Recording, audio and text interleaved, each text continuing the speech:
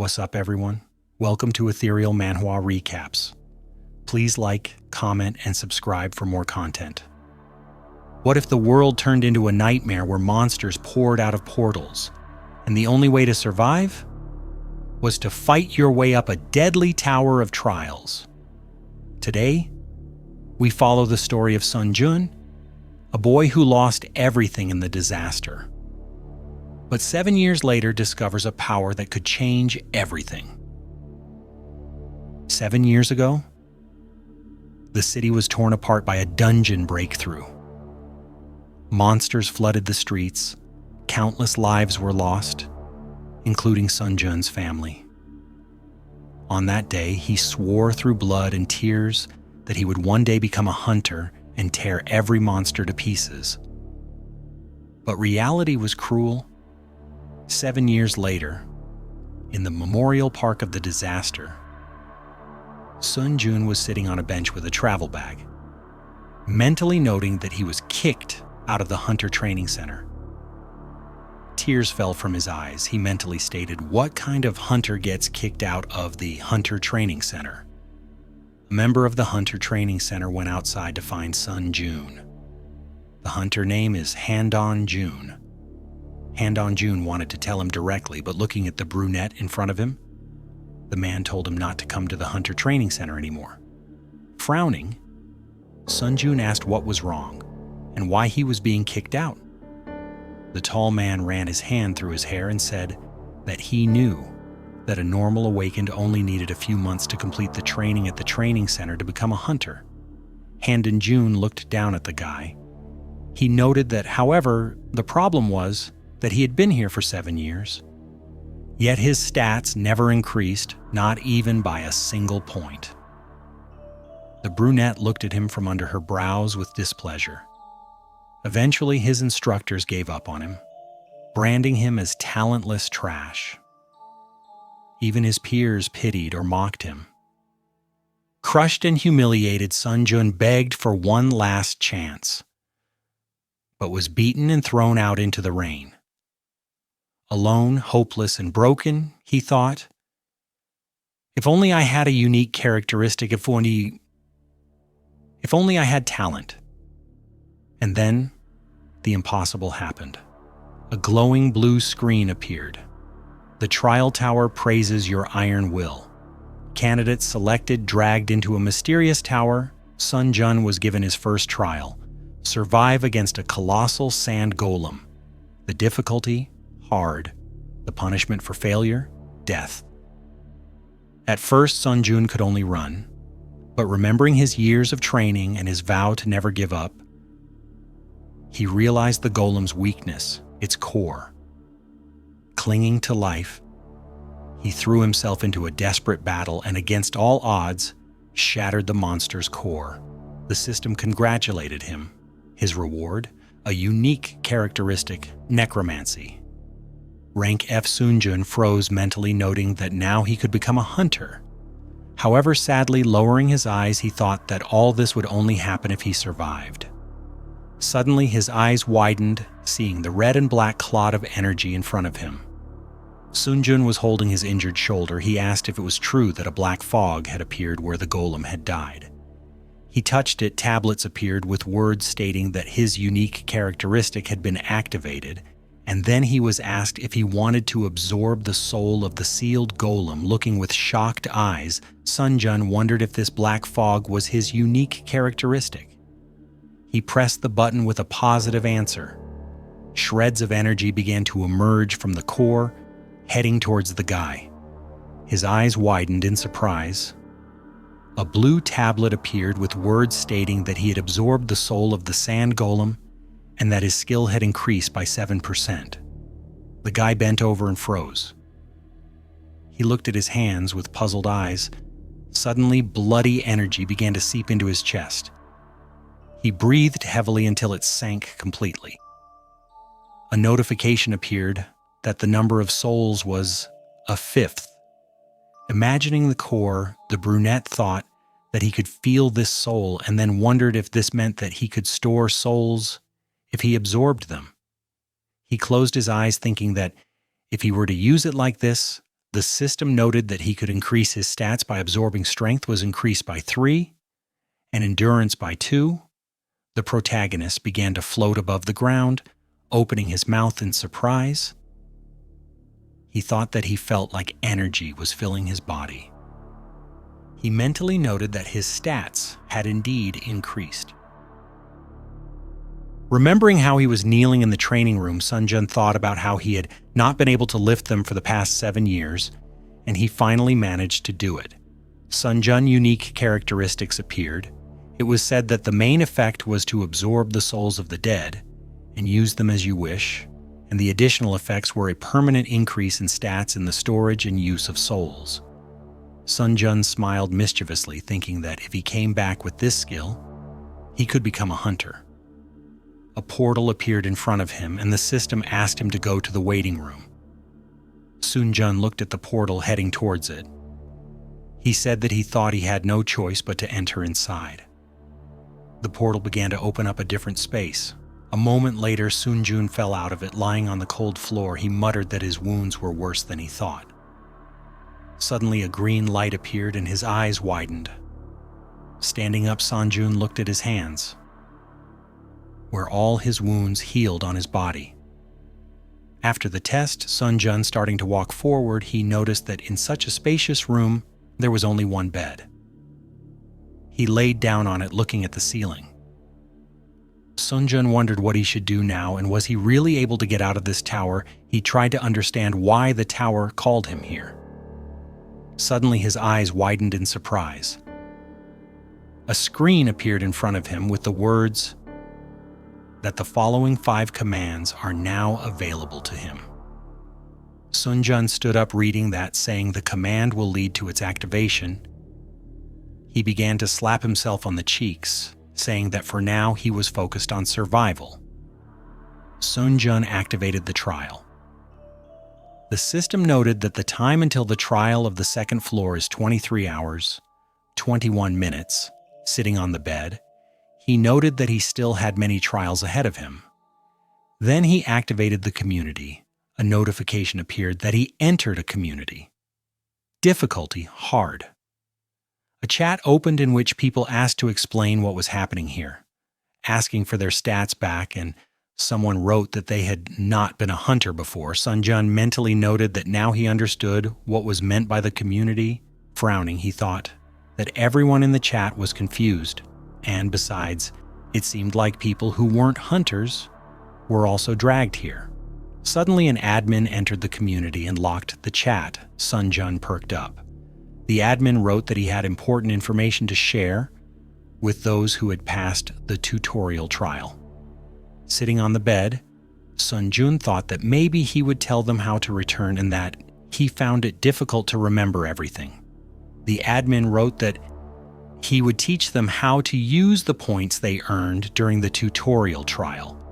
That points were a currency he used in the trial tower to buy from the store, and that points could be given out or received from others through the community. Sun Jun read the messages with fear in his eyes that they couldn't get even a drop of water in the trial tower without points, and points could only be obtained through trials. Imagining himself dying of thirst and hunger, Sun Jun thought that, in other words, he needed to do his best to get used to the rules of the tower, and the fact that he couldn't even get water without points meant that he needed to pass the challenges to earn points to survive. The admin wrote that that was all we have to share. Chatting has been unlocked. Sun Jun touched his face, saying, I thought I could be a hunter if I just returned. Sun Jun looked away, looking at the sword on the wall.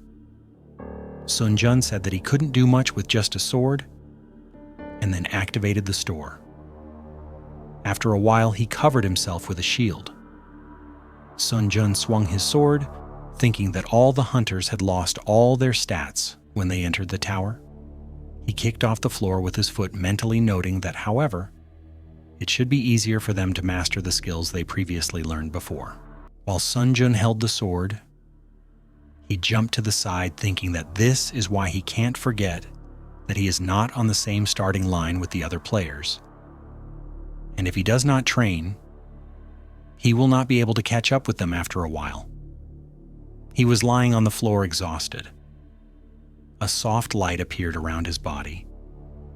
Sun Jun stood up and stretched his body, saying that thanks to the healing effect of the waiting room, he can train without problems and prepared for the next trial. He froze when his stomach growled loudly. Sun Jun opened his inventory, asking what to do with his hunger. He looked at the contents of his inventory, clenching a piece of dried meat between his teeth. Sun Jun thought that he only had 40 points left after his purchase. And if not for the additional reward, he could not even dream of having a shield.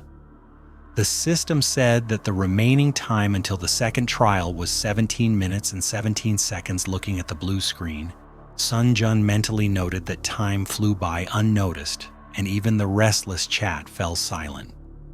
When it was almost time for the second test, Sun Jun wondered if he could survive again. Sun Jun frowned, telling himself that he would definitely survive. There were 10 seconds left until the second test. The countdown continued. The waiting time was up. The system asked Sun Jun if he was ready for the second floor test, and he answered positively. After that, he began to dive into the portal.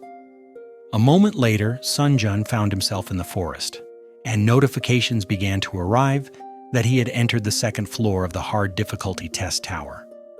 His eyes widened in surprise. Sun Jun muttered that this time he found himself in the forest.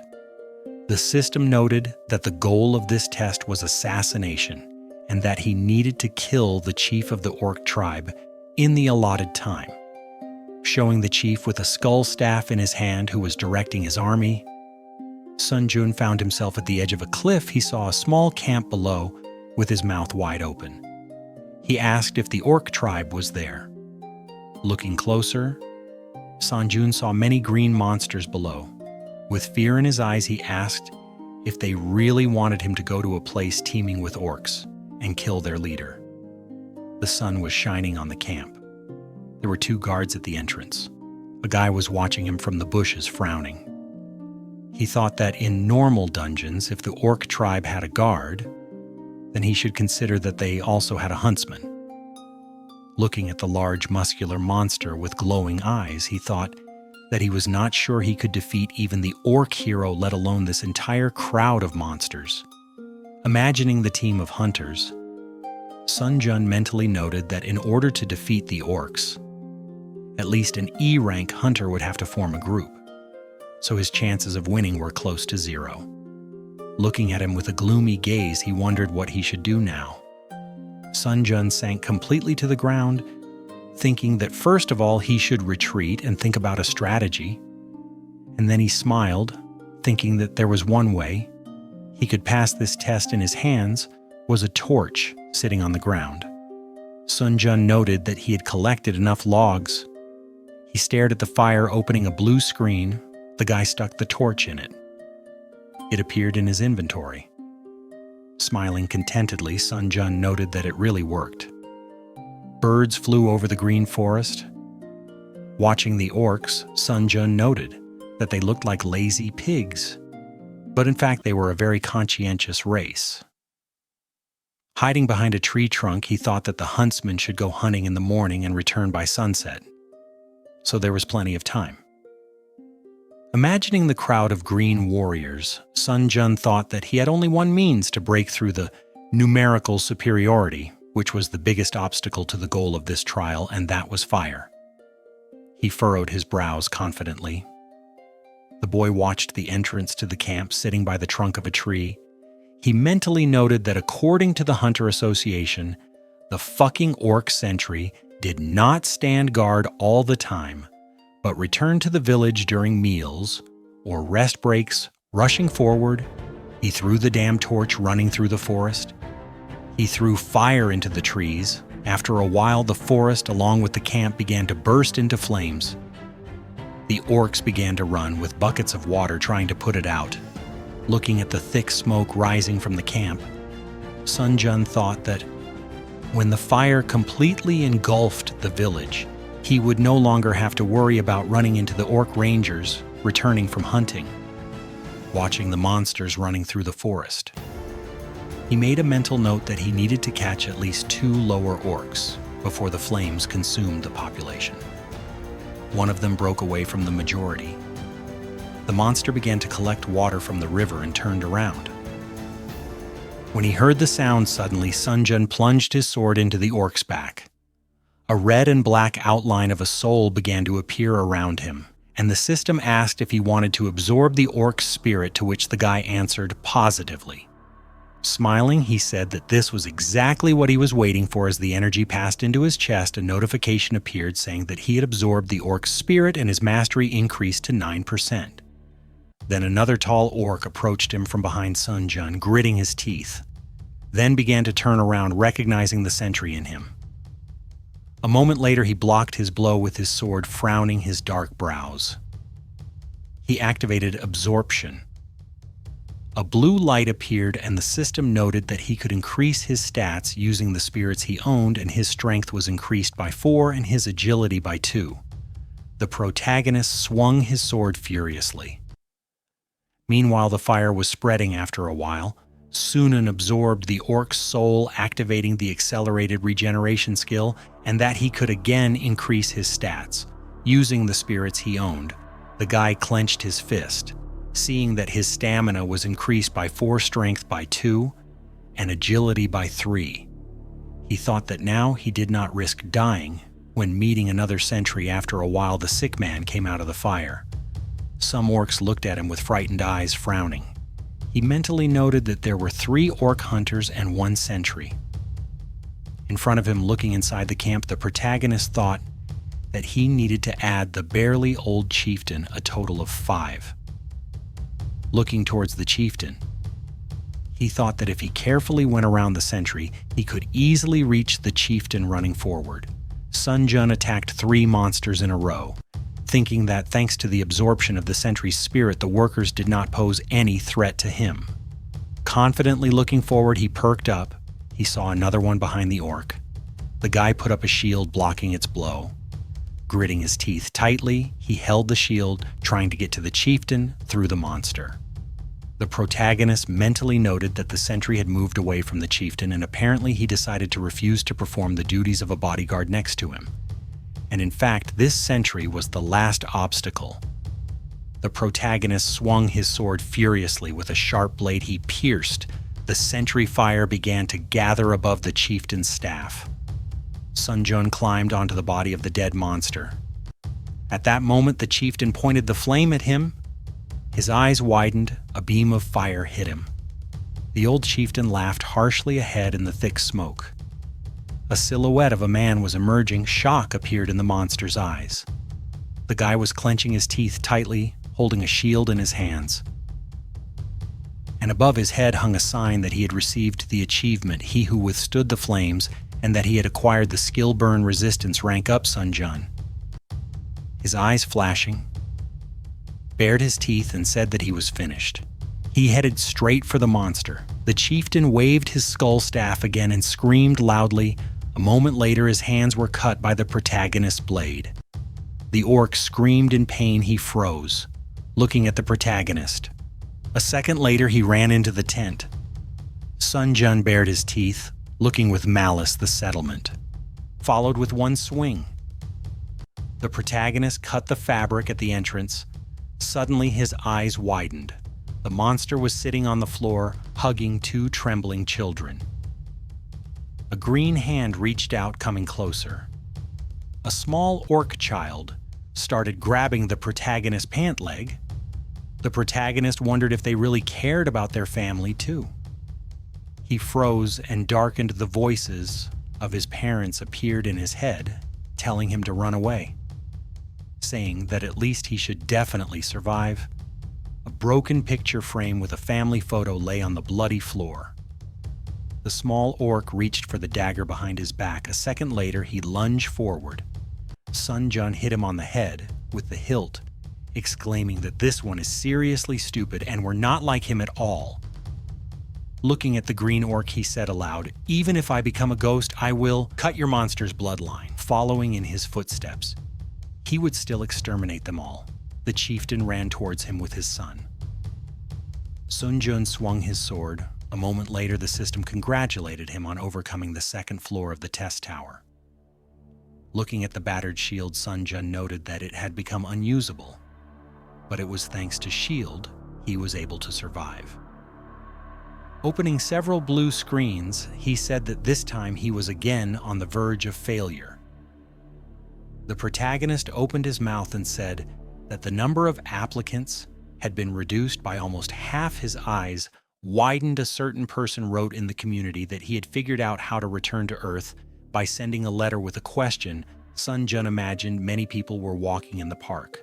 On a sunny day, he mentally noted that information was one of the 5 commands used within the tower. Sun Jun opened the tab with the question and read that he could write a question that the administrator would answer after processing was complete, and that each time he entered a new floor, 1 question ticket would be added.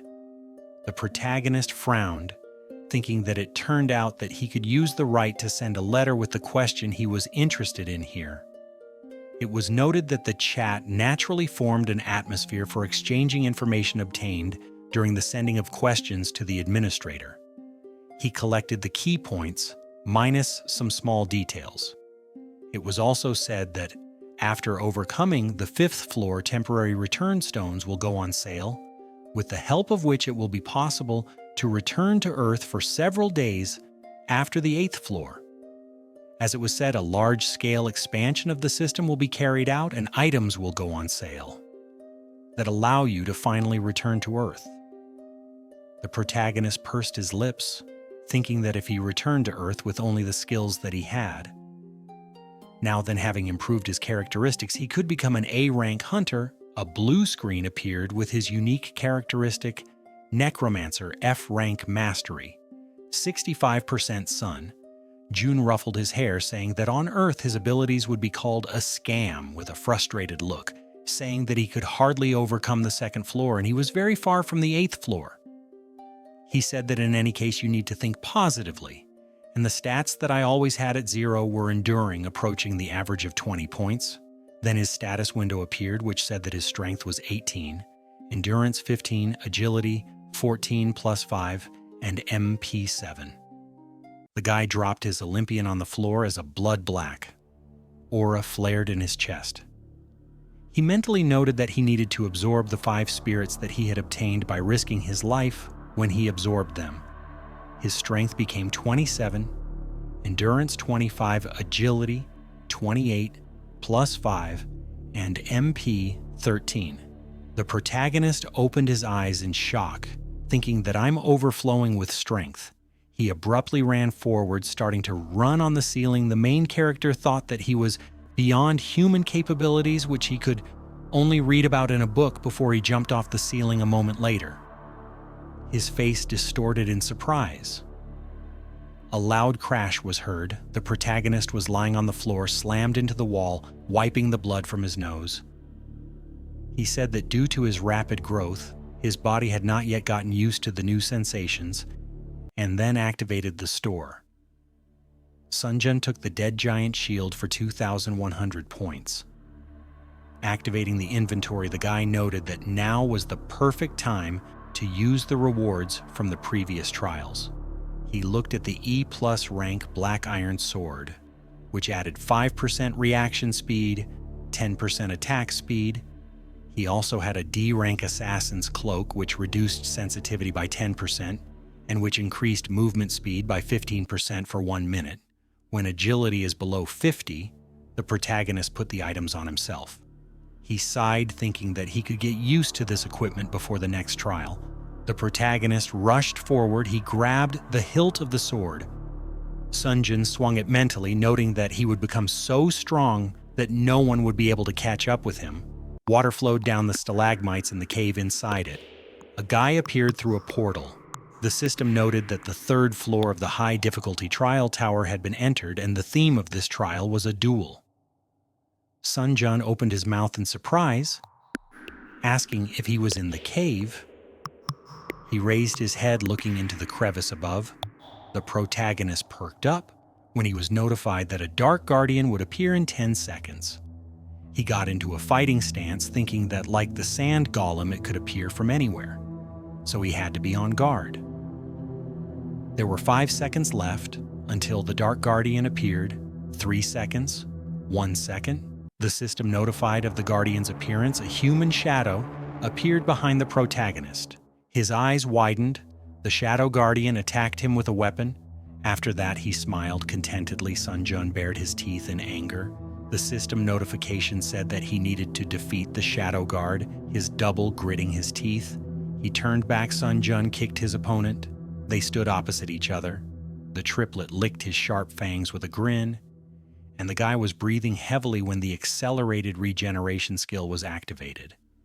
He mentally noted that if he had not reacted in time, his spine would have been broken. The brunette pursed his lips, thinking about the shadow pose equipment clanked in the cave, looking at the exact same fighting stance of the enemy. The protagonist wondered if this creature was imitating his movements. He ran forward, thinking that he needed to clash with him in battle to test his guess. Sun Jun abruptly rushed past the enemy. He looked back in confusion. Suddenly, blood splashed to the sides. The guy stopped some distance from the Shadow Guard. He frowned. The brunette saw how the monster's wound began to heal. He angrily clenched his teeth. The protagonist grinned, noting that he also had a recovery skill. The enemy ran at him. The monster just as unexpectedly rushed past. Sun Jun put his foot forward, thinking that he was right, that this monster was repeating all his attacks. He hit the guard, not allowing himself to be attacked. The guy ran forward, mentally noting that in this case, he could use the weaknesses of his swordsmanship to crush this creature. A fierce fight began between them. The protagonist swung his sword suddenly. The tip of the sword appeared in front of his face. The sound of a blow was heard. The opponents jumped in different directions. The brunette opened his mouth in surprise, mentally asking what just happened. The sword flew up in the air. The monster began to powerfully attack him. Sun Jun clenched his teeth, wondering if he was imagining things, and then wondered if this one had really managed to become so strong in such a short period of time. The monster and the guy jumped back.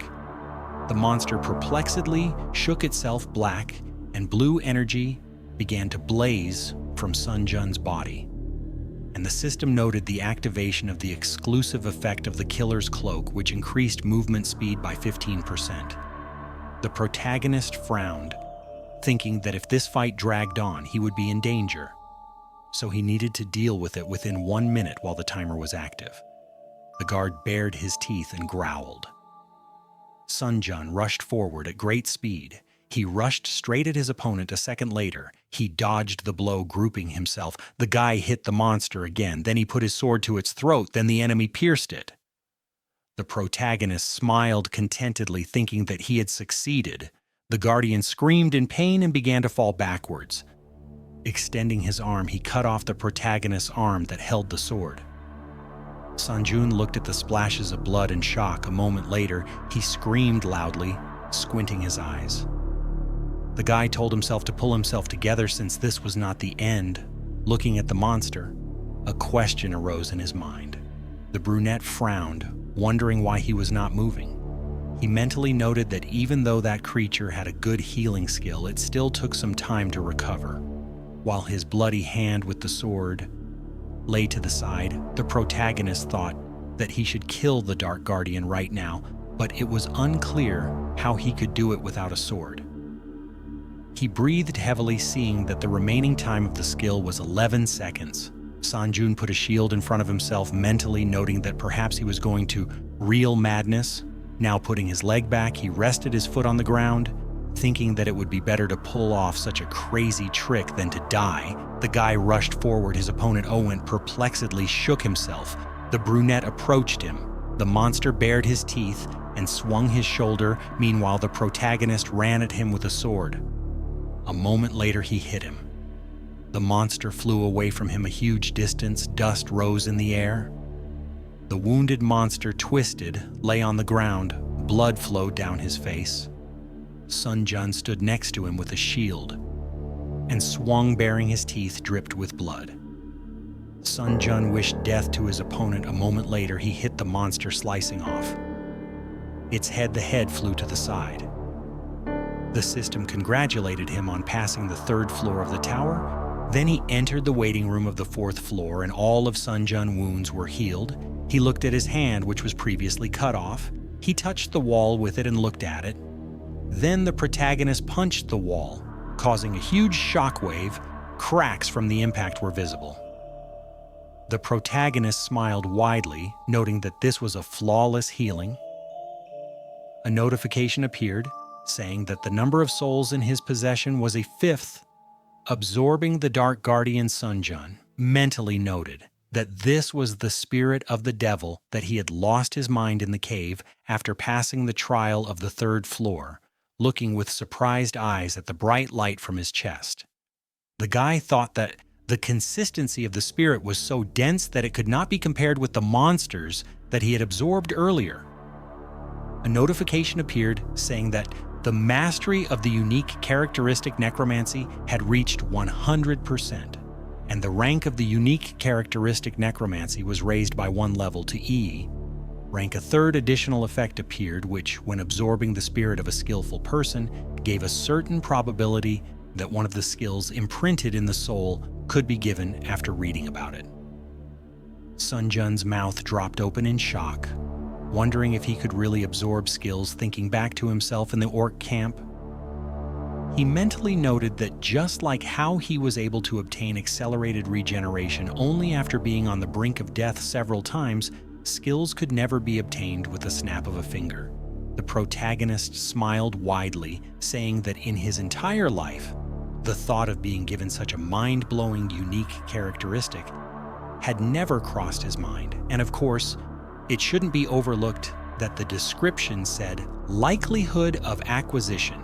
He said that he thought he just needed to check how lucky he was, that's all. Several blue screens appeared in front of him indicating you have entered the community difficulty. Hard Sun Jun said that this was his 3rd time returning to the waiting room, so the environment already seemed so familiar to him as if he was at home. He perked up. The chat was bursting with messages that apparently the 4th floor test would not be individual, but a group 1 looking at the screen. Sun Jun wondered if it meant that there would be an integrated trial and a team of players would be formed. A certain player wrote that he might be exaggerating, but he was sent a response saying that the theme of the next test would be a competition. He asked if this would mean that the players would have to kill each other. The protagonist froze in horror, remembering the pools of blood. He wondered if it meant that in the next trial there was a chance that he would have to kill a person. The system noted that the selection of candidates was complete and that the 4th floor test was beginning, which would last 24 hours. And the condition for successfully passing the joint trial was to defeat the Goblin King within the allotted time. The fortress wall of the castle appeared in front of the players. It was noted that the condition for failing the trial was the destruction of all the candidates selected for the team or the passage of a certain amount of time, and that the penalty for failure was death. The protagonist moved to the floor. Other players appeared in front of him. They were standing on the ground on which a pentagram was drawn. Sun Jun pursed his lips, thinking that he was embarrassed, since recently he only crossed paths with monsters. He looked away when a player suggested introducing themselves to each other. Since they were now a team, the woman with the staff in her hand said that her name was Lee Hain. She smiled and added that she specializes in providing support to the team, and was also an E-rank hunter on the outside. The girl turned around when another player noted that in that case, he thought that their team was not a complete bunch of scum. Lee Sang-hoon threw a large 2-handed sword over his shoulder and introduced himself, saying that he specializes in close combat and was a D-rank hunter on the outside. Sun Jun frowned, thinking that, unlike this, hunters of this rank always behave politely on Earth. Looking at them, he said his name and that he also specialized in close combat, but was not a hunter on the outside and was only undergoing training. The brown-haired man gritted his teeth and asked if that meant he was just a aspiring hunter. The guy perked up and darkened when he was ordered not to get underfoot. He looked up, looking at the man. The protagonist said that he nevertheless believed that he was a good fighter and could handle the role assigned to him. Sang-hoon frowned and replied that if he decided that he was only causing harm, he would immediately eliminate him. Imagining the dark, mocking silhouettes, the protagonist thought that he had long been accustomed to such looks. Frowning, he handed over his weapon, thinking that for a moment he had managed to forget about his past. The brown-haired man turned around and looked back, calling out to Sunjun and telling him to stay behind and take care of the small mobs. The protagonist mentally noted that not only was he annoying him, but he could also confidently say that his abilities were more than enough to return his words in kind. Looking at the large gates of the fortress, he concluded that the Tower of Trials was all about skills. System notifications began to appear with words about how to cooperate with his team members and complete the trial before the other team. And then they noted the opening of the main gate of the citadel. The gates began to lower. Goblins immediately burst out of them. Sang-hoon took the blow of 3 of them, covering himself with his sword. He loudly asked how the goblins could move in such a battle formation, and then began to demand Sanjun to fight. The guy looked at him with a gloomy look. Standing by the corpse of the slain goblin, he noticed that the 2 Mados did not look in his direction. Hyen exclaimed behind him that her spell would be completed any minute. The brown-haired man holding back the monsters shouted, telling her to stop chatting and make some kind of buff as soon as possible. The girl replied that she had already used all her support spells. The brunette approached her and addressed her, saying that it seemed that he needed help and he left her for a while. Hey. In with a worried look told him to stop. A moment later, the protagonist rushed forward. The huntress frowned, asking who would cover her from behind if he left. Suddenly, her eyes widened. She saw many goblin corpses to the side. The brunette, frozen in place, said that she could not believe her eyes. The remaining goblins attacked Seihan, blocking the blows, cursed loudly. One of the monsters was spinning mace on a chain. Then he threw it at the man. The blow sent the sword flying out of his hands. He landed on the ground. The goblin jumped on the unarmed brown-haired man, looking at him with frightened eyes. He indignantly asked why he was so unlucky to be on the same team as a cadet. At that moment, the main character attacked the monster. The man froze with surprise in his eyes. The monster perked up, seeing the corpse of his comrade Sunjun stood in front of his teammate. Without turning his head, he told Sang-hoon to stand aside. The hunter opened his mouth in confusion, flashing an evil look. The guy told him not to get under his feet. With lightning-fast movements, he began to kill his opponents when the corpses flew in different directions. A notification appeared that he had received the title of Goblin Hunter. Watching, the man opened his mouth wide in horror. The hero walked between the goblin corpses, absorbing dark energy. He frowned and noticed that the black haze of his unique characteristic remained invisible to their gaze, so he could absorb souls as much as he wanted without any problems. Notification increased stats. Using spirits, you have strength increased by 3, agility increased by 4, endurance increased by 2, toughness increased by 7 absorbed. One of the Goblin Guardian skills, the brunette shuddered in surprise and read about the new skill. Guardian sensitivity FMI 0% effect. The overall field of view expands, making it easier to notice approaching subjects. Sunjun's eyes widened and he looked to the side. Now he understood what it was like to see the world from a wider angle. The guy grinned, happy about another jackpot. He came closer to his teammates. Sunan smiled tensely and said that luck was on the cadet's side since he was only up against weak goblins. The man added that be that as it may, the young man had tried hard, the protagonist. And Hyen looked at their comrade in silence. The brunette pulled up his hood and said that from now on he would be leading the operation himself. Moving in the vanguard, he suggested that this formation would bring the greatest benefit to the team. Sunjun looked closely at the man and asked if he had any objections. The knight frowned, then looked away. and replied that so be it. The hunter asked if there were any other instructions. The hero said that he should simply protect Heian, nothing more was required of him. He turned to the girl with a request to provide support and provide orientation on the terrain. In a word, to do the same. As before, the sorceress smiled and agreed to work productively in the remaining time. She extended her glowing hand forward and resumed searching for her target. The hero continued attacking the goblin squads, absorbing their souls and increasing his skill level to 12%. For now, time remaining 14 hours, 37 minutes night had fallen. The trio walked between the debris. The girl noted that although the goblins had been attacking with varying frequency, everything was too quiet. Now the protagonist stopped and looked ahead, then suddenly rushed forward without explaining anything.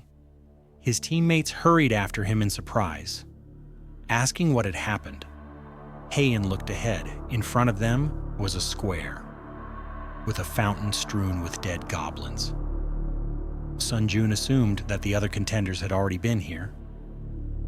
The man looked around in amazement and asked if the rivals really have gone through here. Before us, the protagonist touched the monster's blood and noticed that it was still warm, which meant they can catch up with their competitors if they hurried. If the other team won, we would receive a penalty for failing to complete the trial. Everyone will die. The protagonist raised his head and said that they had better hurry. The goblins were running to attack. Dust rising up, attracting the goblins. One of the goblins looked back, feeling someone step on him. The guy with the dual blades was sitting on the goblin's shoulders. He grimaced and muttered that he was already sick of hunting goblins. The hunter expressed hope that this was the last fight before going to the boss. The monsters rushed at him. The player jumped up, dodging the attacks. He bared his teeth, and his eyes lit up a few moments later. The guy was already standing among the corpses, the knight. And the wizard looked at Leon and praised him for a job well done. The hunter grimaced and complained that he had to do everything alone. He turned to a knight named Legion, who asked if he liked getting carried and not doing shit. The other man smiled awkwardly and asked him not to say that. Whatever. Go and open the boss room's door, punk. In front of them was a tall gate with an eye looking at them. The hunter looked at his teammates and said that he'll open it right away. He was pissed, saying, "This is fucked." Notification stating, "The conditions fulfilled. All members of the challenger team have entered the Goblin King's spire." Immediately, the knight turned the boss. Battle will not begin until only one of the two teams remains. Jinu shuddered when a red wall appeared in front of him. A notification appeared. It will be impossible to escape from the current location at this point. All team members raised their heads. An energy cube covered the entire space around them. Sion frowned and asked what kind of nonsense this was. The wizard twitched and drew the assassin's attention to look away. The protagonist team was approaching them. Sun Jun looked at his opponents grimly. The opponents looked at each other, and Sion cursed and muttered that he wanted to end it as soon as possible. The protagonist frowned and said that he would fight alone and asked Heian to provide him with a buff that increased agility, and all the other buffs could be provided to the gladiator. The girl looked closely at her companion and said that she had seen with her own eyes how strong he was. But perhaps humans would be scarier than all of these monsters combined. The opponents looked at them menacingly. Sun Jun turned to his partner and replied that if he felt that he was in danger, he would immediately give a signal. Until then, he would count on her support. The sorceress held her staff out in front of her and said that she would do her best. Agility increased by 2. The agility boost effect lasts for 10 minutes. The hero moved forward, his body surrounded by a glow. Sun Jun thought that he was convinced that he had already surpassed the skill level of the average hunter. In addition, he had just killed more than 30 goblins. Sion took a fighting stance and ordered the team to prepare for battle. Sun Jun rushed to attack, deciding that his current self was strong enough to cope with this test. Sun Jun quickly approached the opponents. The assassin frowned and sweated. He suddenly jumped behind the knight and ordered him to immediately use his shield at full power. Jinu frowned and activated his defense. A golden energy field appeared in front of the three. The protagonist swung and hit the shield, cutting it into pieces. The enemy team shielded themselves with their hands from the gust of wind. Sunjun immediately rushed forward, attacking each of the opponents. Haiyan and Sunghun looked at him in shock. The protagonist exchanged glances with the enraged assassin. The guys entered the fight, exchanging blows. Sion gritted his teeth, parrying the blows. The protagonist thought that his opponent's skills were clearly inferior to his, but surprisingly, he easily repelled all the attacks his eyes flashed and decided that he should act more decisively. The warrior appeared behind the enemy and cut the air with his sword. Confident that now the opponent was finished, the assassin parried the attack with his blade. Sunjun was stunned by his skills. The enemy gritted his teeth and his eyes burned. Sunjun guessed that the assassin was able to see the trace of the blade aimed at him. Sion jumped back, but then a shield appeared in front of his face. The guy frowned, realizing that this limited his field of vision. The protagonist appeared from under the shield and pierced the enemy in the chest. Cannon coughed and was indignant. What bad luck he has. Notifications appeared. Congratulations, you have completed the special task. Bonuses will be added to the reward for completing the 4th floor. The teammates approached Sunjun. Haiyan noticed that his hands were shaking. She looked at him worriedly and asked if everything was okay. The guy's face looked detached, but he answered that everything was fine. Haiyan looked closely at her comrade, guessing that he was in shock because of the murder he had just committed. It seemed to her that Sunjun was a strong and cold-blooded person. Sunjun turned to them and asked if they were ready to go to the boss right now. The hunters confidently agreed. Blood spurted from the Goblin King's mouth. The protagonist pierced him with his sword, jumping from behind the Goblin King. A blue screen appeared. The Goblin King has been destroyed. Sunjun jumped to the floor and the body of a monster fell behind him. Sunun looked at the hero in shock and thought that he must be a monster. Notifications appeared. Congratulations, you have passed the 4th floor of the trial tower as a reward for breaking through. All stats have been increased by 4. As a bonus reward, the skill Instant Acceleration was received, teleporting to the waiting room. The hunter turned around and said that he would leave them first. Sunjun stood in front of the sorceress. He said that he hoped that she would return safely.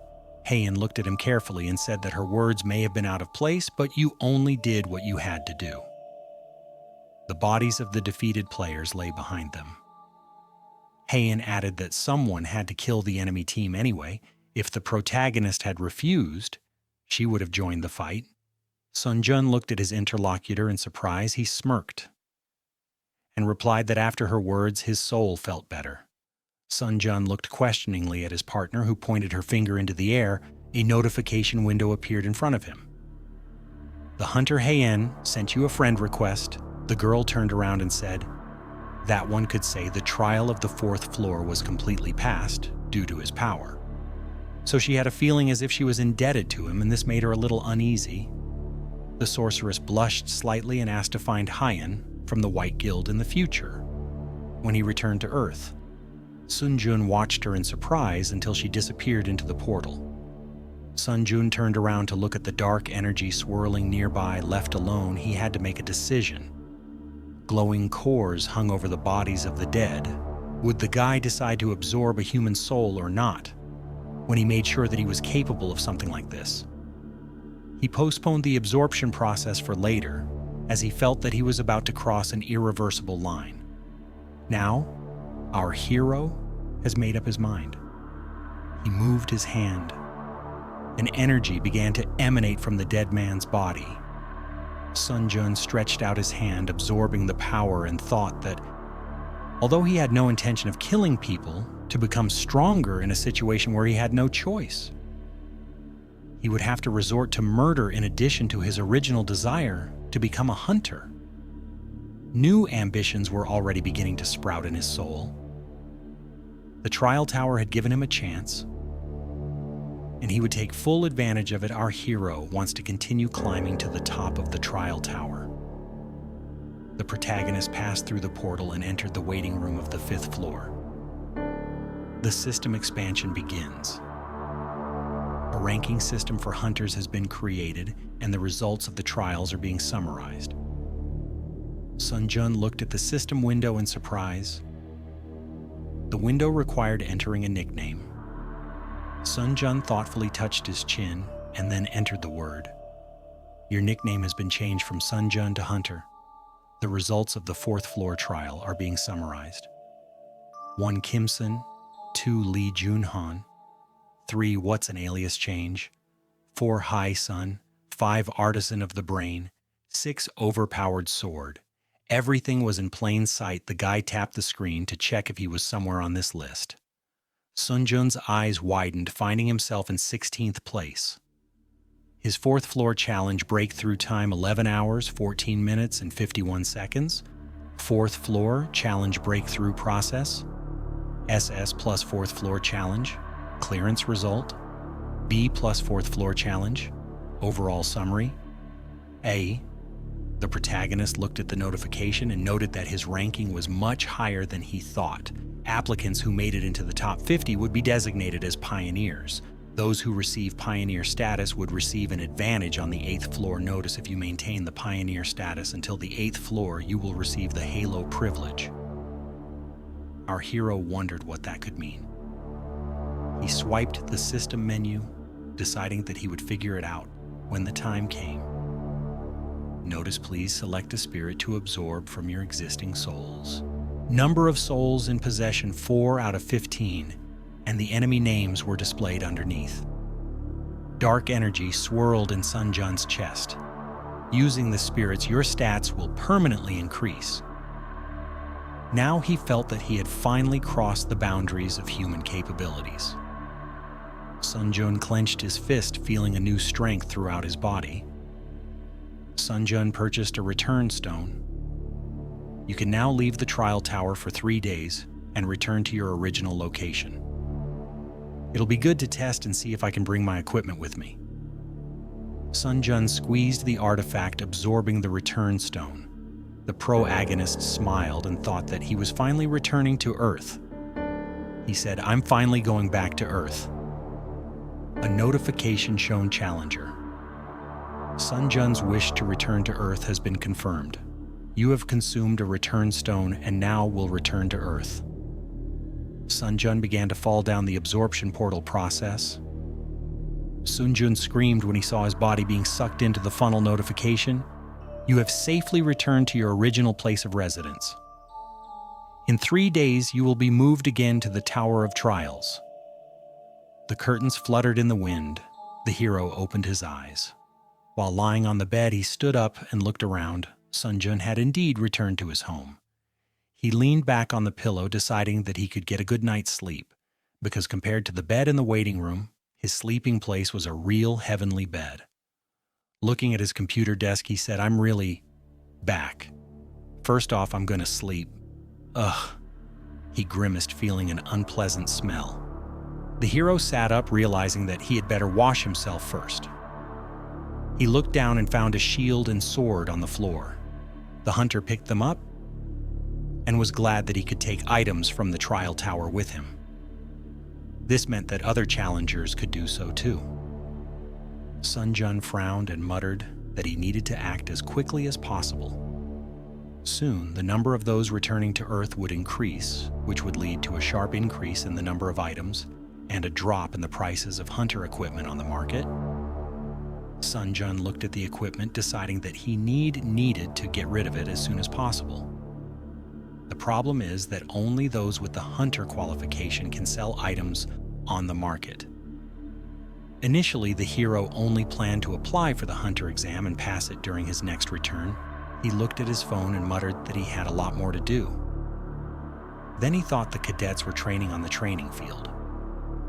The supervisor watched them from above. The brown-haired man turned around when he heard the phone ring. He picked up the phone and introduced himself as Huang Manhwa, an instructor at the White Lotus Training Center. Sun Jun gave his name and asked if he remembered it to him, bowed his head in annoyance, and replied that he remembered. He added that the guy could apply for a refund online. Manhwa was surprised to hear that the young man did not ask for a refund of the tuition fee he had paid. Manhwa looked out the window and asked if he would regret his decision. Sun Jun answered in the negative and added that he won't change his mind. The man sighed tiredly and said that if he was going to ask for permission to resume training at the center again, he would be refused. Sun Jun asked for help in passing the hunter exam. The instructor frowned and reminded him of how his midterm assessment went. He was given an F rank, and that was a stretch. The man began to say what would happen if a person without unique characteristics and skills took the exam, but the guy interrupted him. He asked if the supervisor couldn't help him even though the young man refused to return the money. Manhwa shuddered and replied that he could calmly change his mind if you give me money. Then I won't have any intentions of refusing you. Sun Jun smirked when he heard such an answer. He looked forward decisively and offered the instructor to make a deal. All he had to do was arrange for the guy to pass the hunter qualification exam today. Sun Jun got out of the shower and dried his hair with a towel. He looked in the mirror at his body. His pumped-up muscles, the protagonist examined himself and concluded that proportionally to his progress, his body had changed a lot too. The protagonist got dressed and muttered that now was not the time to admire his beloved body. He needed to hurry and take the exam. He went out into the hallway and met his neighbor. Sun Jun looked at her and thought that he really missed such a normal everyday life. He bowed and greeted the girl. She turned and greeted him back, thinking that this was the same neighbor who had been trying to become a hunter for many years. Sun Jun passed by smiling and wishing her a good day. The woman blushed slightly and muttered, "But was that person always this tall?" The protagonist waved his hand near the road, but no taxi stopped. He thoughtfully looked away a few minutes. Later, Sun Jun was already racing forward, jumping between the roofs of houses. Sun Jun grinned and muttered that running to the destination was a better method. The protagonist leaped in the air and thought he would be there very soon. It was a beautiful sunny day, and sunlight was glaring off the windows of the Hunters Association's building. Sun Jun entered the tall building and stood in front of two men. The man in the brown coat smiled and said that he had not seen Director Huang for a long time. Huang chuckled and replied that not much time had passed since their last meeting. Sun Jun looked at him confidently and said that he's been dealing with some peculiar things recently, so I guess that's why. It feels like it's been a long time. Huang looked at him in surprise and said, "Peculiar things?" The protagonist said, "Yeah, something like that." A man in a black suit approached them and introduced himself as Inspector Kim, and is the examiner who would be evaluating the test. He looked at our hero and said that he probably knew that at the instructor's request, he would not have to take the theory test and interview. Inspector Kim asked if Sun Jun had any questions about the exam. Sun Jun answered negative, and the interlocutor invited him to follow him. Sun Jun stood in a large pavilion holding a sword in his hand while Huang and Kim watched from above. Huang looked at the interlocutor and reminded him of his request to expel the guy as soon as possible. Kim replied that there was no need to worry because I prepare the most difficult opponents for Sun Jun. Kim looked at the guy and said loudly that he could choose the difficulty of the exam from 1 to 10 as soon as he was ready to. Our hero frowned and thought that he had always chosen the first difficulty level in this exam before and lost to the Goblin every time, all because he was too damn weak. The examiner grinned and muttered that he would definitely choose the first difficulty level. He was interrupted by Sun Jun's voice, who chose the 10th difficulty level. The man shuddered in surprise and said, "What?" Sun Jun looked at him with a smirk. The man grimaced and said that he's a crazy bastard. A blue notification appeared saying the exam will begin. Hunt down the phoenix. The phoenix screeched loudly, appearing in front of Sunjun. The notification said that the movement was slowed down by 25% due to the skilled predator's roar. The blade of the sword cracked. The instructor grinned and thought that the boy would never pass the exam because he had slightly adjusted his weapon. Huang looked down at the hero, expecting his humiliation. The firebird flew up, blowing heat on the boy. Facing each other, Sun Jun's eyes sparkled, looking at the approaching enemy. The instructor remembered the day he passed his exam, having finally become a hunter. He thought that he was the best. However, gradually, the gap with his peers began to widen, and in the end, Huang gave up trying to fill this gap. The world of hunters is based on innate talent. He accepted his reality and stopped working completely. Anything people are forced to give up when they feel a wall in front of them that they cannot overcome. Huang was sure that everyone did this, not just him. Therefore, Huang believed that it was time for the main character to give up too. Sun Jun put out his sword to parry the blow, but suddenly, the blade cracked. The protagonist looked at the blade in surprise and jumped back. Sun Jun thought that even if it was a low-level weapon, there was no way it could crack so easily.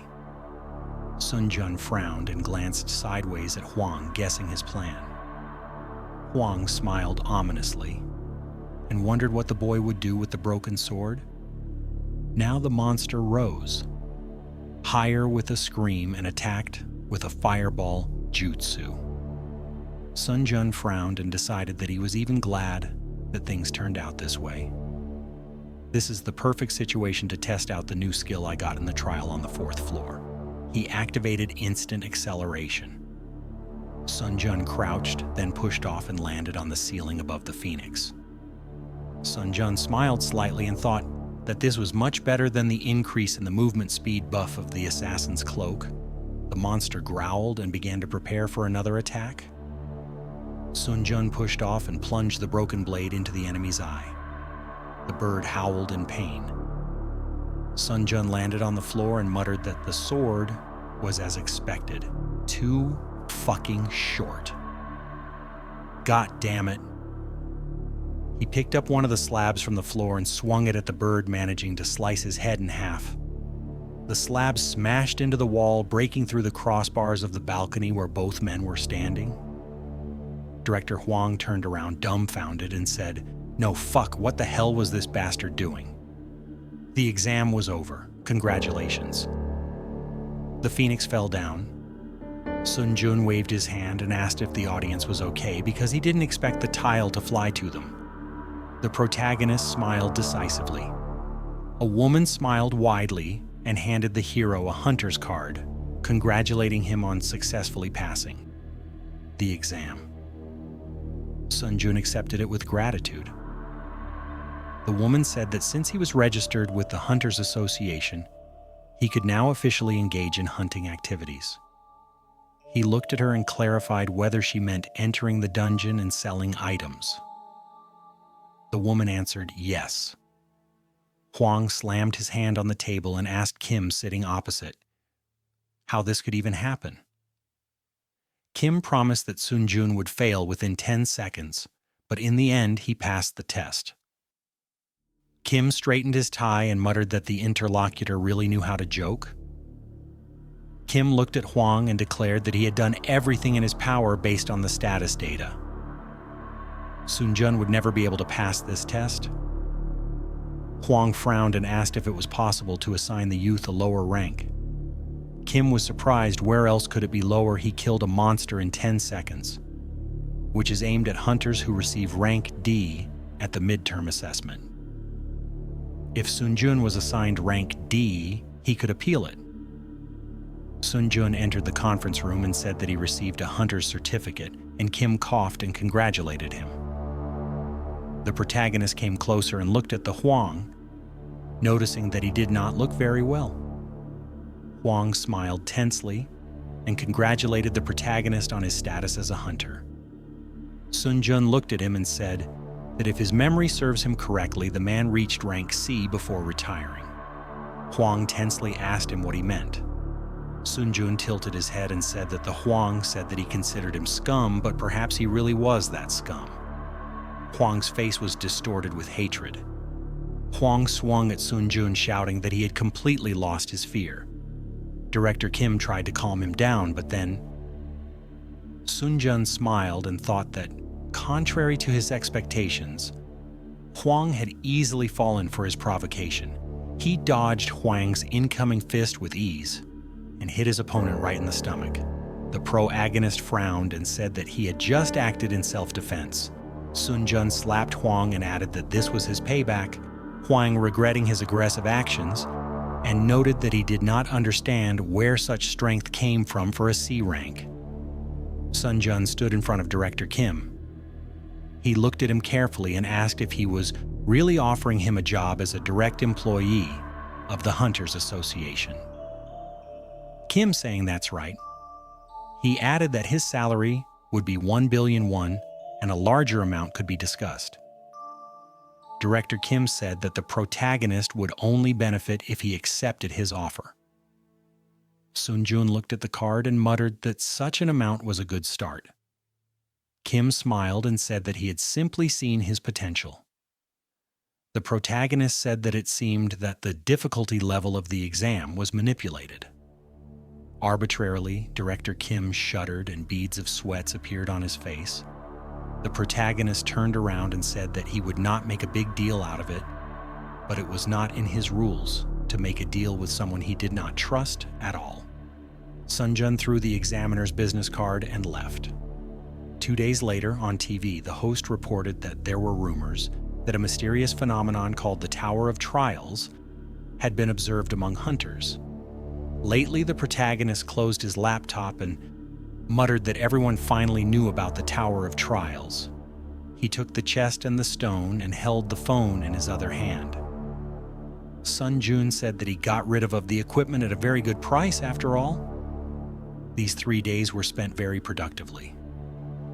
It seems that my time on Earth is coming to an end. A system window appeared and read, "You will return to the tower's waiting room." The protagonist looked at the system window and said that he would do it with pleasure. Time is up. You are returning to the trial tower now. He is again looking forward to his further progress. Sun Jun found himself in subspace. Sun Jun smiled and said that upon his return he would again have a lot of things to do. The space around him gradually took on the appearance of a room. The protagonist looked down and found himself on a bed.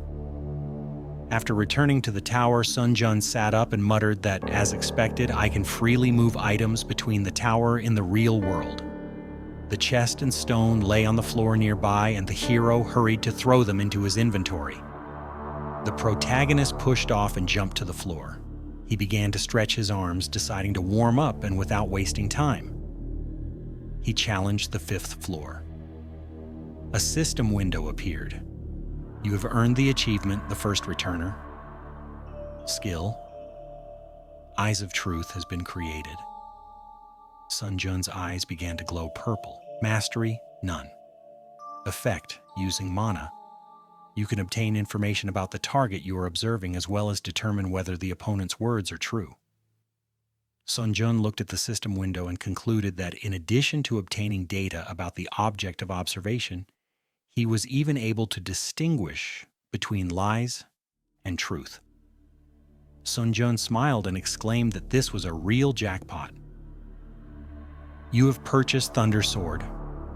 55,000 points will be deducted. Sun Jun purchased the Hunter Scout Shield and 3,800 points will be deducted. Sun Jun swung his new weapon, although he had shelled out a ton of points for the sword he really liked. When you hit an opponent, they will have a 10% chance to apply the lightning effect Paralyze. Sun Jun decided that it would definitely be very useful. A system window appeared in front of him. Do you wish to begin the test on the 5th floor? Sun Jun resolutely jumped into the portal, determined to begin the test after so much time. He entered the 5th floor of the test tower, and the tower selected the hard difficulty. The theme of this test is hunting. Remaining time 24 hours. determined for a successful completion. Defeat the werewolf boss in the wolf ravine. Conditions for failing the test is death of the challenger or the expiration of the allotted time. The reward for completing this floor is a werewolf headband. The penalty in case of failure is death. Sun Jun found himself in front of a high mountain with the moon shining above. He smiled and clutched his new sword. Wolves gathered around him. The wolves growled and all rushed forward to attack. Sun Jun cut them down, making his way forward. He kicked another wolf coming towards him. The wolf flew to the side, and Sun Jun was indignant on why are they so puny. The puny wolf hit a big paw. Sun Jun shuddered and looked in that direction. 3 large white wolves stood in front of him. The beaten wolf whined pitifully. The white wolf roared and bit into the small wolf, and it died. The large wolves began to surround the hunter. He looked up and read his eyes sparkled in anticipation. The tower never disappoints. The wolves rushed to attack. Sun Jun pushed off and swung his blade, saying that he was enjoying himself. He delivered a slash and muttered that he might be slowly going crazy. The blade swept across all of the wolves, leaving wounds on them. Mastery of the hunter's dagger skill reached 100%. The hunter's dagger skill was increased to rank E+ rank. The fast recovery skill was increased to rank D. Sun Jun landed on the ground, feeling his strength growing. He frowned and thought that the hunter's dagger skill he obtained on the 3rd floor had also almost reached its growth limit. He needed to obtain a new swordsmanship skill as soon as possible. 2 wolves jumped from Sun Jun's back.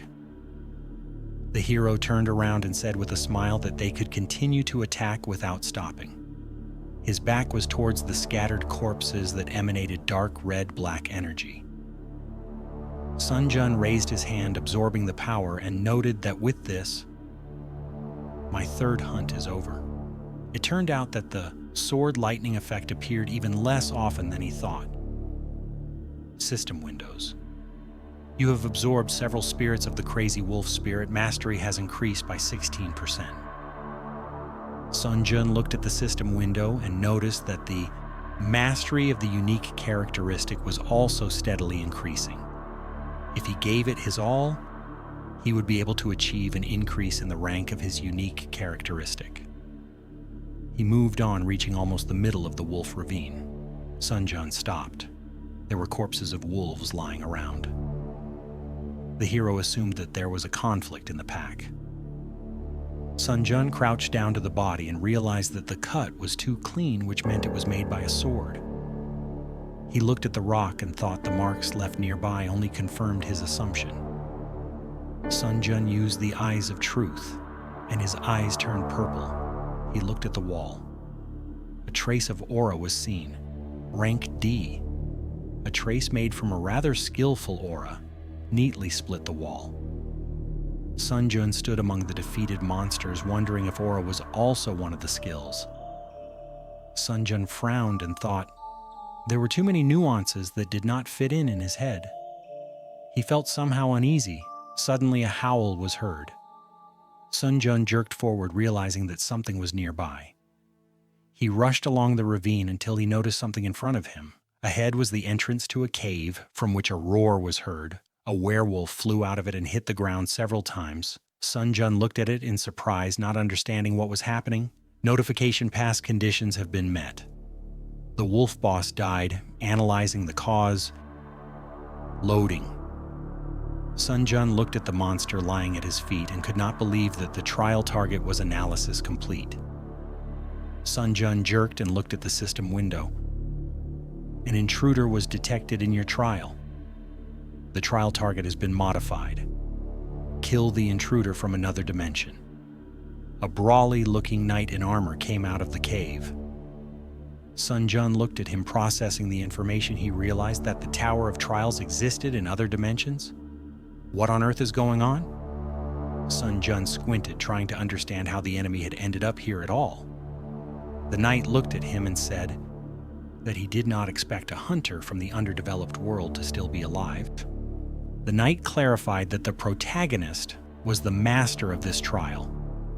The knight pointed his sword at the protagonist and noted that he's very silent because he was paralyzed by fear of his impending death. The protagonist smiled nervously and thought that this bastard was a fucking beast. A system notification killed the interdimensional intruder. They stood opposite each other, ready to fight. Sun Jun looked ahead and thought he did not expect a situation where the target of his test would be killed by an intruder from another dimension. However, he was very lucky that the test said he did not fail the trial. Beads of sweat rolled down Sun Jun's face. The enemy assumed a fighting stance, and his sword began to emit a dark purple aura. He asked if our hero was so scared that he could not utter a word. In that case, the knight decided to end his suffering right away. Sun Jun glared, noticing that the enemy was advancing. The enemy quickly ran forward with a burst of aura. Sun Jun kicked the wolf's corpse, throwing it towards the intruder. The body of the wolf flew at the intruder, but he cut it with his sword so effortlessly. His eyes quickly looked to the side, sensing Sun Jun, while Sun Jun used a quick step around him and swung his sword, saying that I got you. Sun Jun jabbed his sword at the armor, but then his eyes widened in surprise. The blade was repelled. Sun Jun was going to cut the enemy in half. The knight swung his sword and said that the young man was caught here. The dark purple sword came down on Sun Jun, who barely managed to cover himself with a shield. His defense shattered. Sun Jun was thrown back and slammed into a rock. Sun Jun coughed in pain as blood dripped. He grabbed his broken arm and clenched his teeth. The enemy came closer and was surprised that the Sun Jun blocked the aura.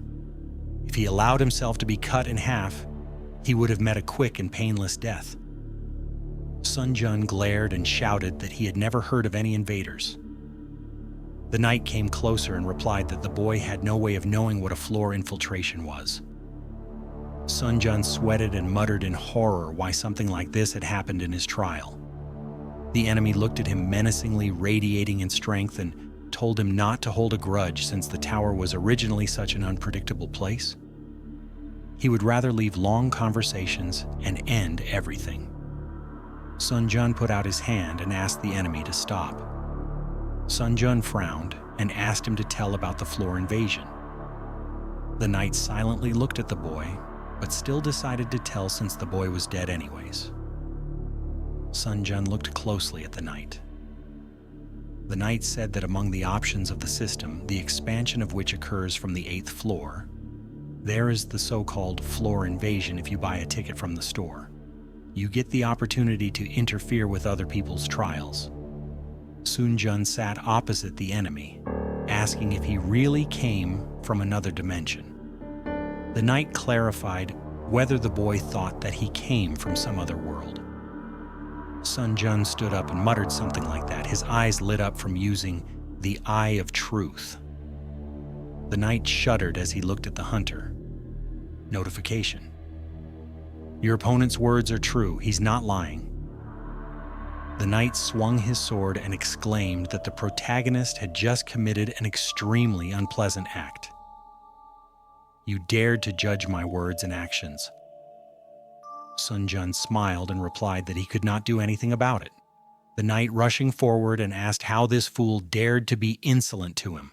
Sun Jun straightened up and said that he had obtained information so he could also share one funny fact. The knight stopped and looked at him questioningly. Sun Jun was holding his injured arm and said that due to his pain tolerance, the injured limb was practically in his way. In other words, he was holding it not because the pain was unbearable. Sun Jun let go of his hand and activated the fast recovery skill. A green glow formed and his arm healed instantly. And he said that he thought you would only share information if I looked pathetic AF.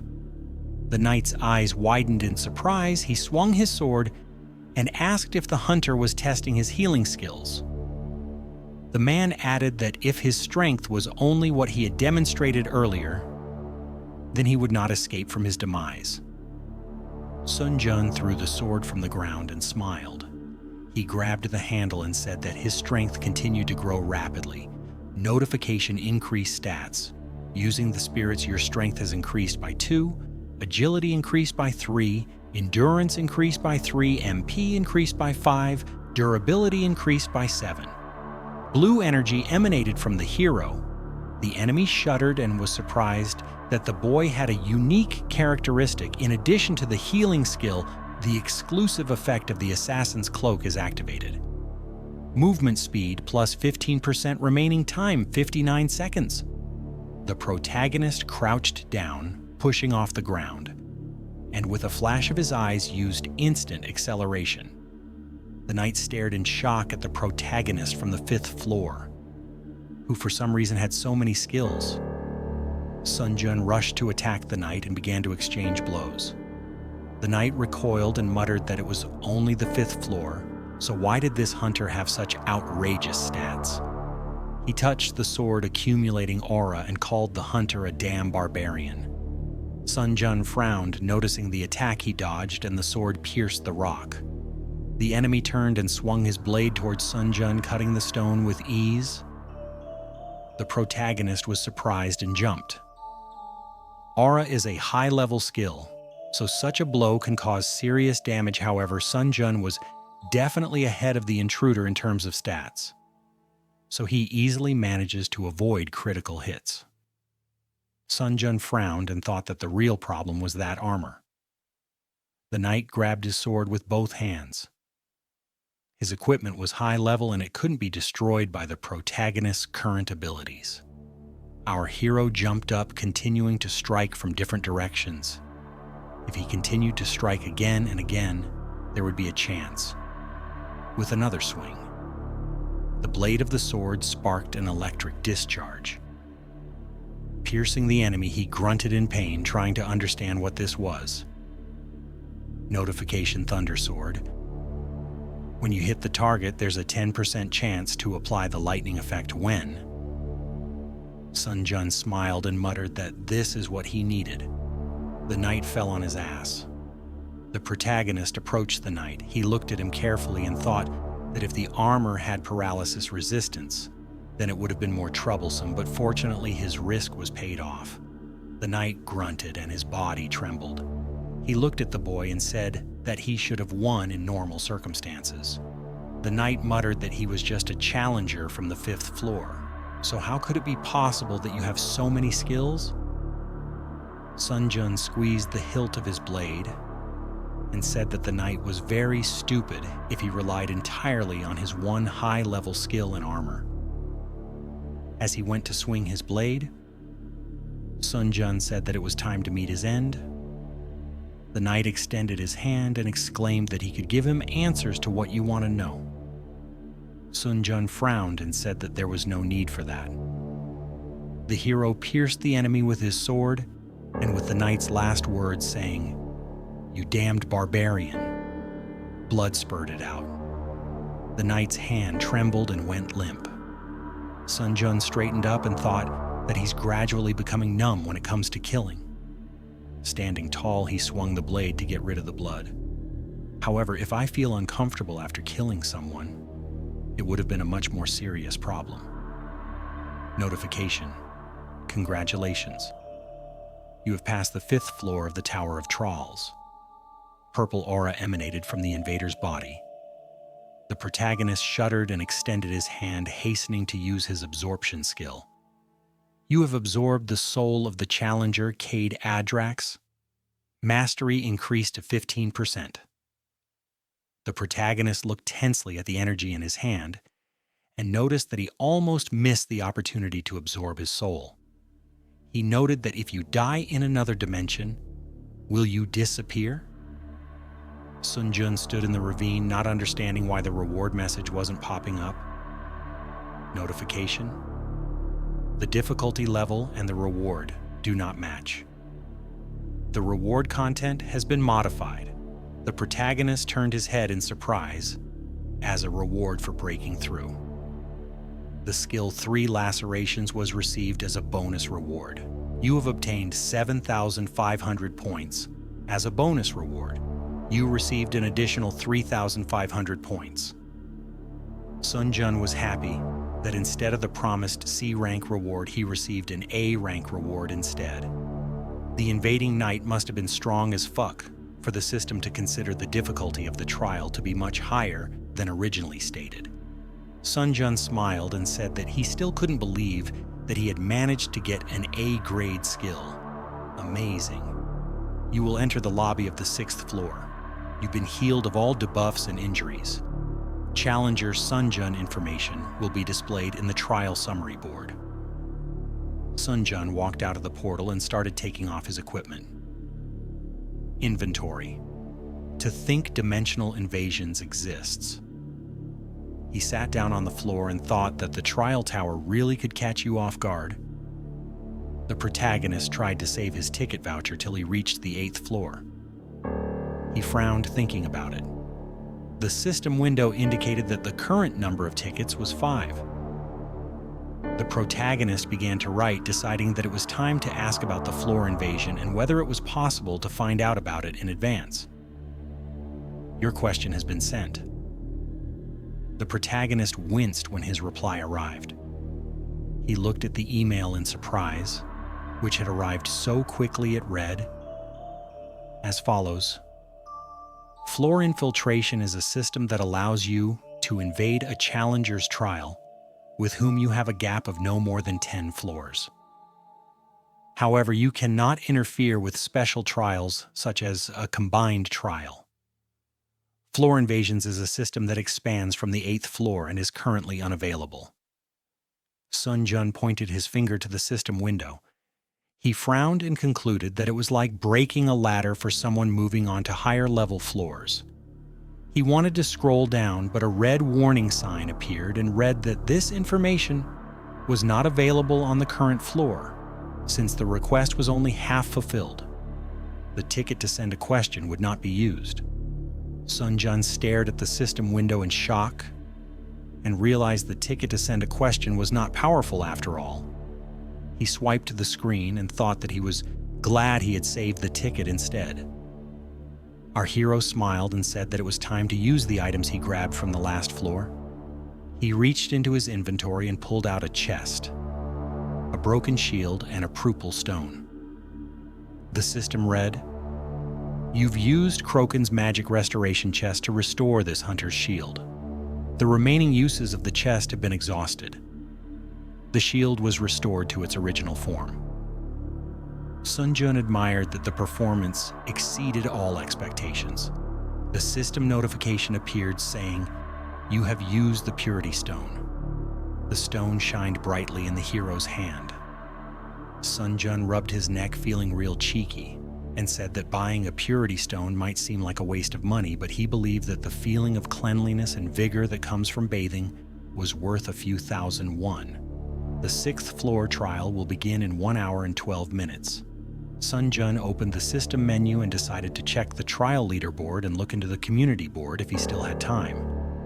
Ranking chart: 1st, Kim Sun, 2nd max level sword, 3rd hunter, 4th Hei Sun, 5th Oh Chun Sok, 6th Princess Sudi. He stared at the ranking, seeing himself in 3rd place, and noted he had risen quite a bit from 16th place.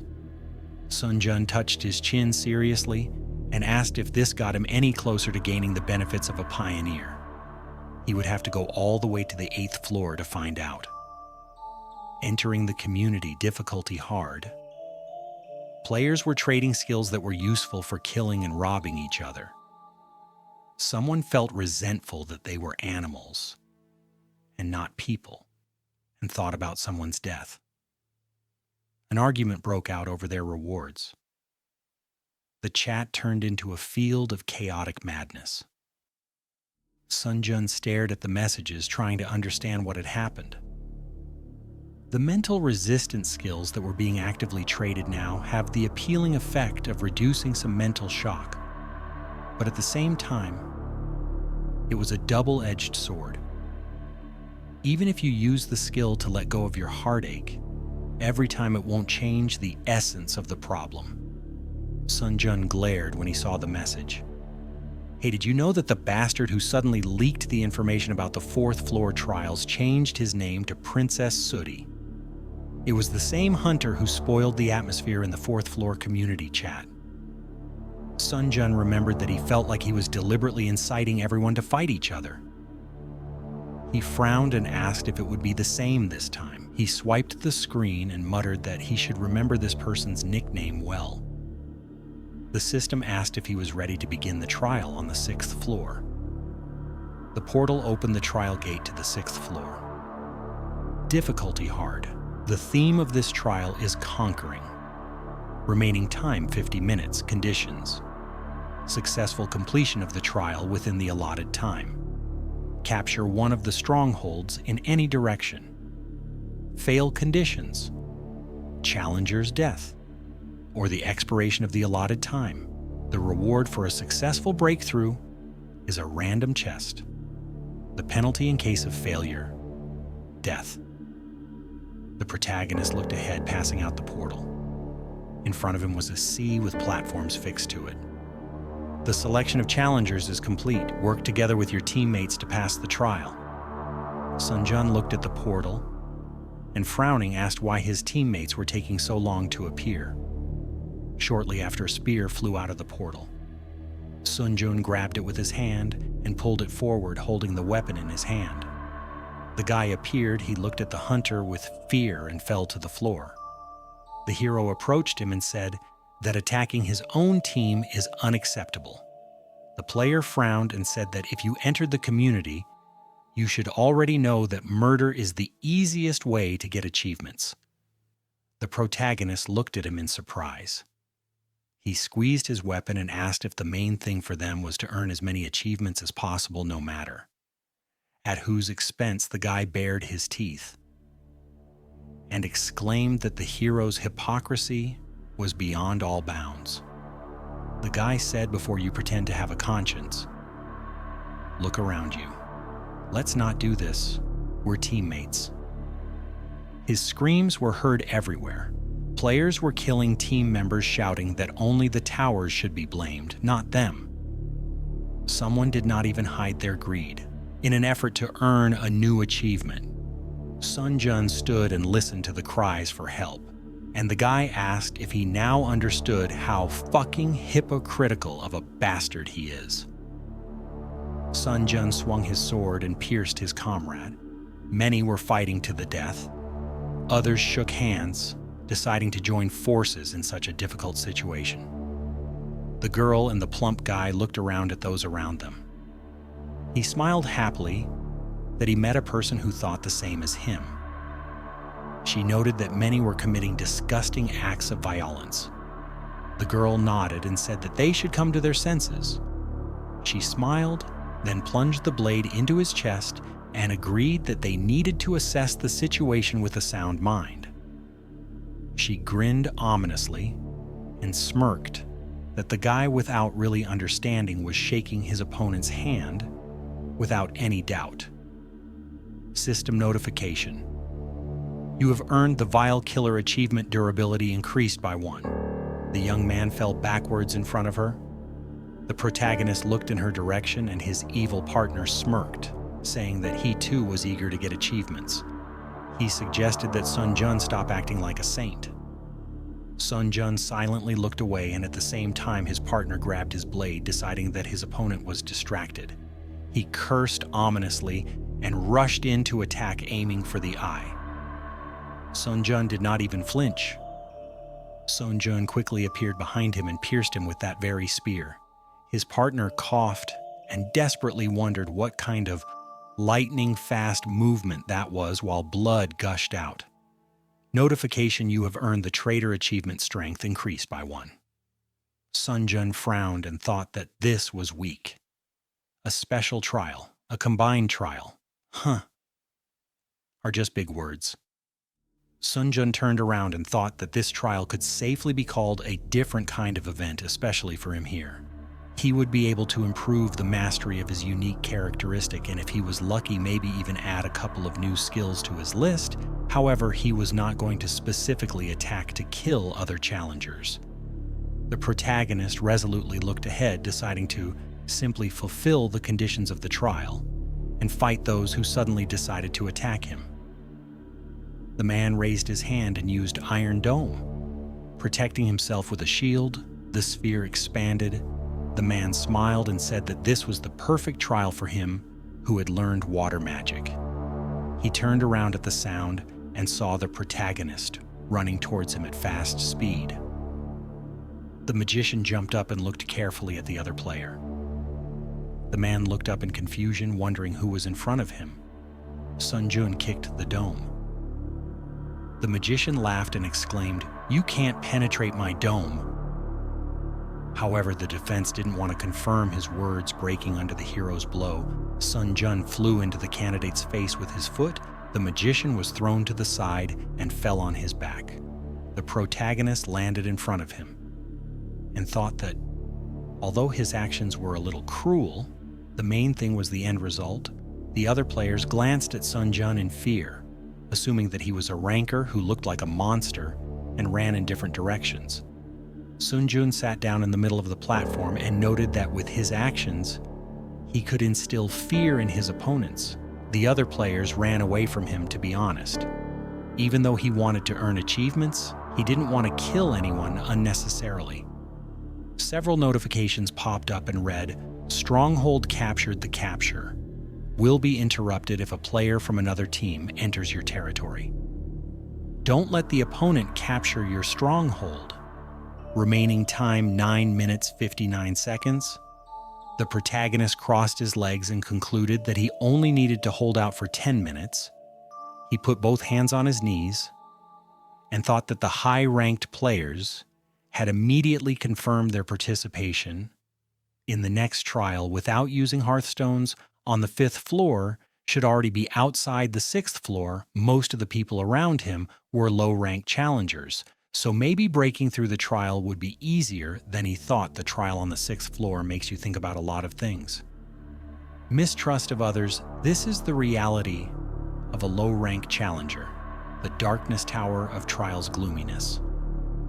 Sun Jun frowned and thought that the fake sympathy is the real hypocrisy. Even if he managed to distract the opponents by switching their attention to another stronghold, eventually someone would die. Notification. An enemy has invaded your stronghold. Capture has been halted. Sun Jun looked back questioningly. A team of 4 people was approaching him. The blonde dude grinned and noted the confused expression on the hunter's face. He said that in this test, a team consists of 2 people and 4 people suddenly appeared on his territory. The intruders assumed that Sun Jun probably wanted to know what was going on. The protagonist looked at them and said that everything was obvious without his explanation. He smiled and concluded these 4 notorious bastards got together and formed a squad of killers to earn more achievements. The blonde dude grinned and noted that the guy immediately got the gist of it. He added that his sentence would now be carried out. The man bared his teeth and kindly offered the hero to go to the next world. The 2 knights moved to attack. Sun Jun grabbed his sword and assumed a fighting stance. The enemy wizard folded his arms and used bright purple heart fusion. Sun Jun shuddered in surprise as it came near his chest, using the unique attribute Heart Solidarity, the Challenger. Sun Jun now shares the pain of the challenger, Kim Jin Hyun. The magician took the dagger and stabbed himself in the hand. The protagonist gritted his teeth and dropped his weapon, feeling a sharp pain. He looked at the wound with displeasure. The skill pain tolerance has been activated. All types of pain are reduced by 15%. The bald knight with a shield approached Sun Jun and poured seawater on him. Sun Jun covered his face with both hands. Notification. You have touched the water of the 6th trial floor. Strength decreased by 10 dexterity, decreased by 10 endurance, decreased by 10 penalty duration, 2 minutes 59 seconds. The protagonist opened his mouth and noted that apparently there was a penalty for contact with water. The opponents were approaching to attack. Both knights approached quickly, almost striking him. Sun Jun thought that this was the worst, if I was an ordinary player, that is. Sun Jun was smiling excitedly. The swordsman swung his blade, but the protagonist dodged with ease. He raised his hand and said that the strategy of depriving the enemy of a weapon and reducing his stats, admittedly, is pretty damn good. But they made one fatal mistake. The knight looked at the approaching hand in fear. Sun Jun grabbed the knight by the head and slammed him into the floor, declaring that they chose the wrong opponent to mess with. The trio froze in shock. Notification: you have earned the achievement 1 hit. Kill the skill. Extinction of the Weak has been created. The hero straightened up, and the bald knight cursed. Skill: Extinction of the Weak mastery. 0% effect if the opponents cannot surpass any of the user stats. Strength increases according to the difference in stats. The bald man swung to strike from behind. Notification: all enemy stats are lower than the user's. Extinction of the Weak is activated. Strength increased by 1. The bald man struck, then looked up in shock. At that very second, Sun Jun kneed him in the face. He turned around in the air, then kicked the enemy in the head. You have earned the achievement Merciless Killer. Sun Jun smiled. Agility increased by 1. The knight fell to the ground. The blonde gritted his teeth and frowned. The protagonist moved towards them. The mage looked at his teammate in fear and asked what to do now and whether they should attack at the same time. The swordsman silently slashed his comrade's leg with his sword. The mage's face distorted in pain, and he fell to the floor with a screaming in agony. Sun Jun flinched, feeling a pulsation in his leg. He dropped to one knee and breathed heavily, thinking that they were sharing pain between the two of them, but fortunately there was no real damage done. The only problem was that this pain limited his actions. The mage grabbed his leg and shouted. Did the man still consider himself a human after such an act? The blade pierced his side. The blonde dude continued to strike, warning Sun Jun not to come closer. The blonde man grimaced and shouted that if he took another step towards him, he would slit the throat of this idiot. The protagonist straightened up. Thanks to the skill pain tolerance, he was able to move somehow. But the catch was that at such a speed, it was difficult to properly react to the enemy's attack as expected. There was only one way. Sun Jun gritted his teeth and realized that he needed to kill the mage who activated heart fusion as soon as possible. The mage screamed in pain from his wounds. The protagonist threw the shield in his direction, cutting off the mage's head. Sun Jun jerked, feeling pain in his neck, and fell to his knees, trying to breathe. The blonde guy swung, deciding that there might not be another chance. He jumped towards Sun Jun, cutting the air with his blade. But Sun Jun caught his blade with both hands. The blonde guy looked at his opponent and asked if he was curious about what it was like when the feeling of having your throat cut, it penetrates your entire body, huh? The enemy smiled tensely with beads of sweat and muttered that the guy was stuck. The protagonist broke off part of the blade and held it in one hand, then cut off the enemy's head. The blonde guy, or rather the head flying up, muttered "fuck." Sun Jun swiped his blade and drops of blood flew nearby. You have received the Cold-Blooded Slasher achievement. You have earned 1,500 points. The time is up. The stronghold has been captured, and the other players began to shout joyfully that they survived this crazy trial. The crowd saw a survivor. The system saw a slayer, but Sun Jun? He knew the truth. This was only the beginning. So everyone, I'll see you in the next video.